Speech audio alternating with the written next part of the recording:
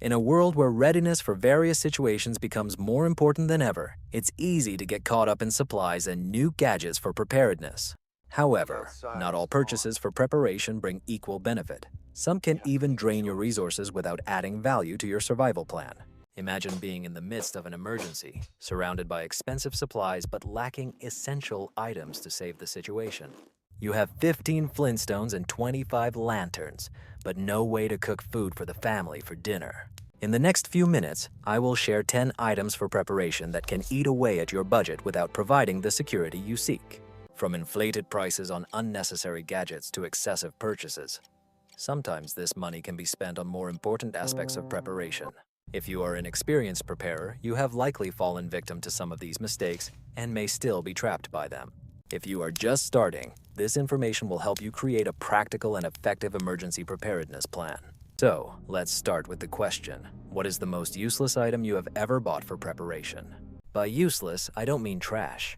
Perhaps you have too much of something, or you thought you needed it, but you actually don't. Leave a comment below and share your experience. It may help other preparers. Now let's move on to the list. The first is subscription boxes.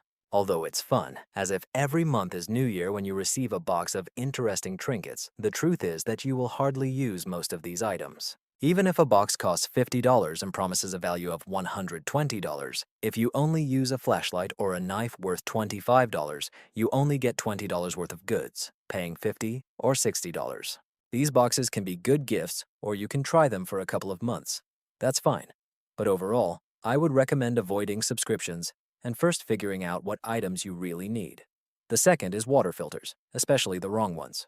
If you are just starting in the field of preparation, you will likely be recommended Life Straw or Sawyer Mini.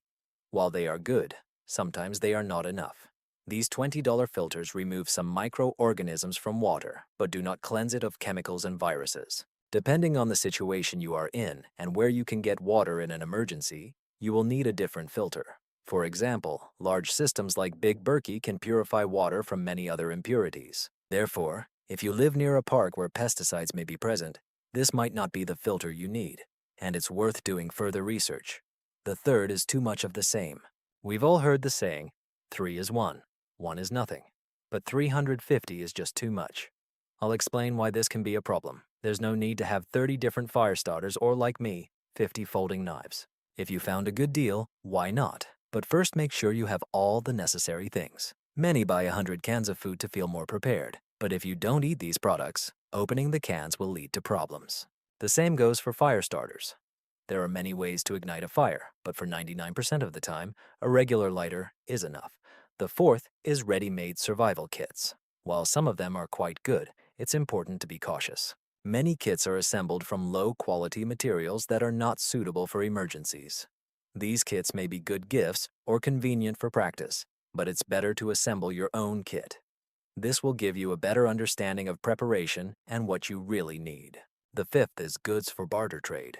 Although they have their place in preparation, do not accumulate them until you are sure you have everything necessary. If you find a good deal, you can take a little extra, but do not buy many goods for barter trade until you have all the essentials. The sixth is overpriced or trendy gadgets. It is important to have quality items, but that doesn't mean you need to spend $300 on a backpack or install an expensive water purification system.